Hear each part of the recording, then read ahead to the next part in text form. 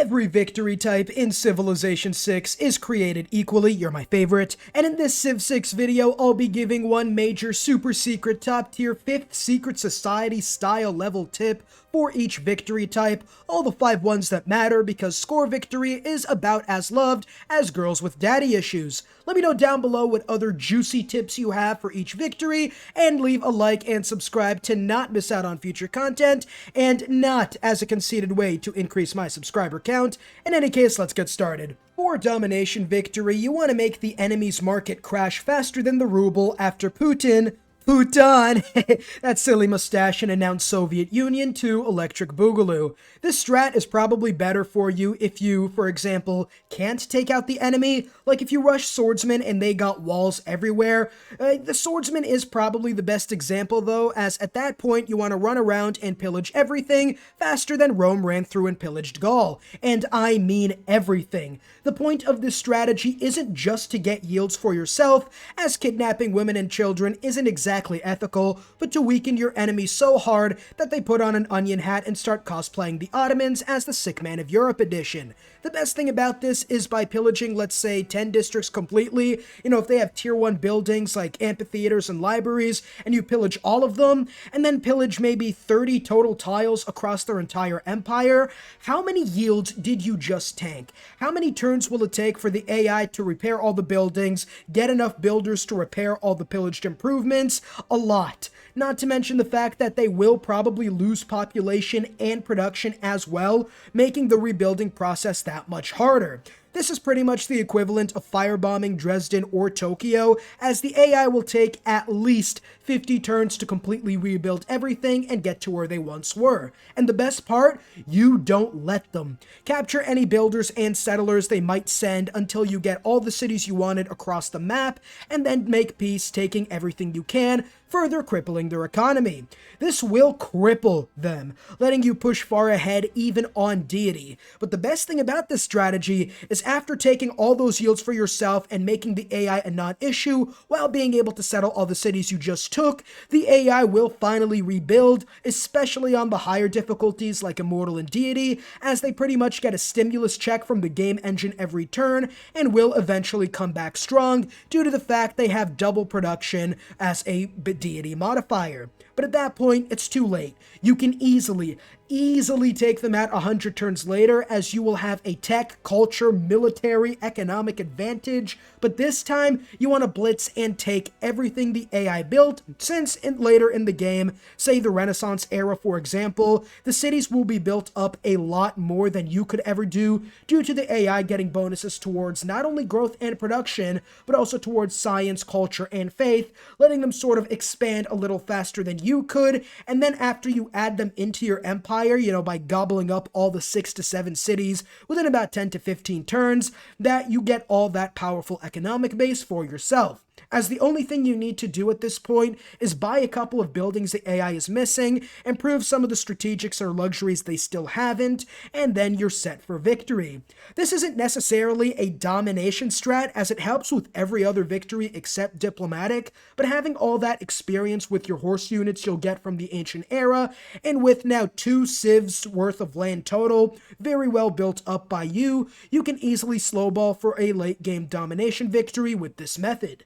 There is a secret sauce strategy, if you will, for science victories that makes Stephen Hawking and Einstein call you daddy with all the science porn you will be making. This is a very risky strategy, almost as risky as coming out of the closet to Mormon parents, and that is a religious science victory. That's right, the beliefs you want are the what. The what? The what. And you want to also get cross-culture dialogue. With 20 cities, potentially, this adds up to about 40 total science, plus 1 for every 4 population, on top of everything. Now, if this works out, you can catapult your way to an easy science victory for one main reason. Science is super scarce, more scarce than the Saharan water supply, and almost as scarce as human life in areas the Mongols strolled on through. The only way to get major science in this game are late-game civics for globalization, districts and their 3 buildings, and a couple of wonders like Oxford or Kilwa. Not a lot of ways to actually get a significant amount of science, but by adding 2 more ways to get science, and by potentially even getting work ethic as a first belief and then cross-culture dialogue, as the AI almost never takes that belief, you want to get that as a reformation, then you'll even get more production for late-game space parts depending on your holy site adjacency. This strategy is good if you do get great holy sites, or you're playing Mali, Russia, or the Khmer, where holy site adjacency is about as easy to get as a win with Babylon. This does require a risk, as you need to rush religion, and in that time, if you have a neighboring civ, for example, you're like a stepsister getting stuck in a washing machine. You're about to get fucked. But in the right situation, holy sites can win you a science victory faster than The Walking Dead went downhill, almost immediately. For culture victories, it's about as hard a grind as Elden Ring. It's going to take years. For this reason, you need tourism to be at least 1,000 to make a dent in the culture screen, and with tourism, like antisocial kids who got rich in life with women, you're not getting any until the late game. But with that, why go for culture in the first place? Why spend that grind when blitzing through the science tree is easier? That's right, you all know what I'm saying. After painting yourself green, humping some trees, and building every renewable power generator in sight, you want to get the biosphere. The biosphere with geothermal fissures, windmills, sun panels, and anything else that gives you renewable energies is one of the most broken, disgusting, revolting, and downright most disrespectful wonders or strategies I have ever seen. I mean, you could spend 300 turns grinding, trying to get great works, trading for them, theming bonuses, building different wonders in the right situation, or you could build the biosphere, which triples power generated from renewable resources, which then translate that power given into tourism. It's like working hard to get into Harvard, and this one dude who had rich parents bought his way in. It's just not fair. You might as well announce the next 4-year plan because you're industrializing faster than the CCP in China, but this time you don't need to starve millions to get it. Windmills give 2 power, 6 after the biosphere, and by spamming them out faster than metacore sports games like NBA 2K, you can easily get 50 of them at least, and in all honesty, probably a lot more depending on how many cities you get. 50 times 6 tourism, let's say for example, equals about 300 tourism from something extremely easy to spam. You want to put them everywhere, and by the time you're done, boom, you're going to win the easiest culture victory of your life.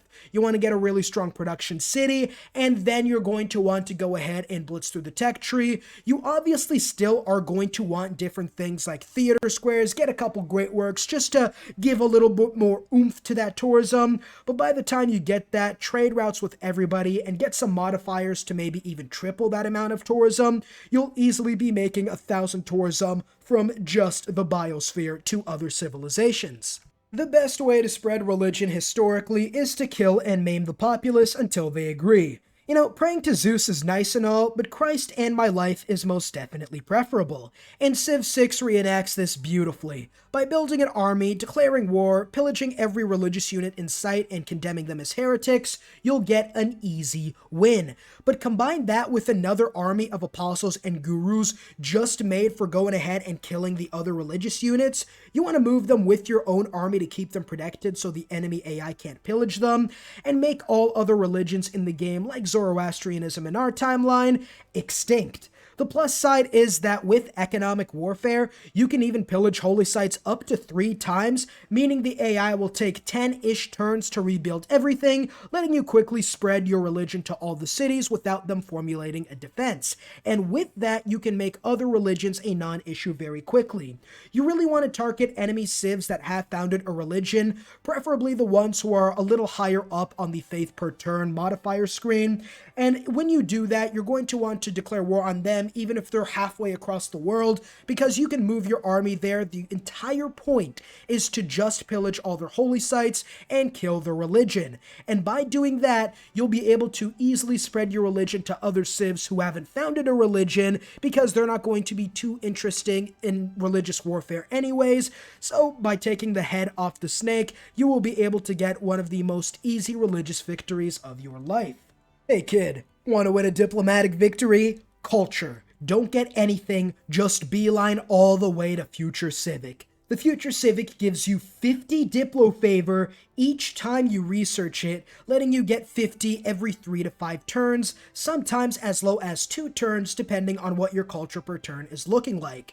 You obviously still should spam out walls with Monarchy and maybe get pagodas with Statue of Liberty, but to get the rest of the Diplo favor you need to guarantee wins, especially if this was a backup victory and your main one is now unattainable, getting that culture up and getting Future Civic will let you spam out at least, let's do the math here, 50 Diplo favor for each time. Let's say it takes 3 turns to research Future Civic on average. 50 or 30 divided by 3 is 10, so that's about 10 Future Civics every World Congress session, I guess. 50 times 10 is about 500 Diplo favor every 30 turns by researching Future Civic every 3 turns, which isn't that hard if you already got to Future Civic. Your culture's probably super high. That's a lot, and by saving up Diplo favor in the early to mid game and only picking the right resolutions, until then you can finally make like a nuclear apocalypse and blow your load on everything while becoming the world leader in the knockoff United Nations.